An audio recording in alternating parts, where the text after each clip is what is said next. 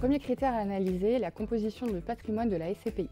La diversification de la SCPI est un élément très important puisqu'il vous permet de mutualiser votre risque. Cette mutualisation, elle va s'apprécier à plusieurs niveaux. Combien y a-t-il d'immeubles dans la SCPI? Où sont-ils investis? En France, à l'étranger, en métropole, en province? Combien de locataires également y a-t-il dans cette SCPI? Autant d'éléments qui vous alerteront et qui vous donneront des indications sur le risque que prenne la SCPI. Il faut ensuite observer la capitalisation de la SCPI qui correspond à la taille du véhicule. Plus la taille de la SCPI sera importante, plus le risque locatif sera réparti. Il y a également deux indicateurs qui sont très importants. Ils sont le taux d'occupation financier et le taux d'occupation physique, appelés aussi TOF et TOP, qui vous permettent de vous donner des indications sur la surface locative et également sur la performance locative de la SCPI, c'est-à-dire les loyers encaissés. Mais attention, conseil d'amis, le taux d'occupation physique n'est pas calculé de la même manière par toutes les sociétés de gestion.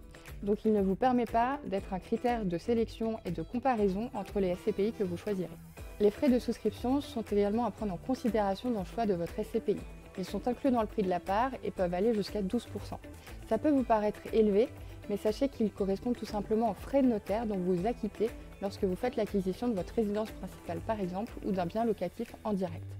Et puis enfin, la plupart d'entre vous prennent surtout en considération la rentabilité et la performance d'une SCPI. La rentabilité d'une SCPI ne doit pas être le seul facteur de choix, puisque c'est bien connu, les performances passées ne préjugent pas des performances futures.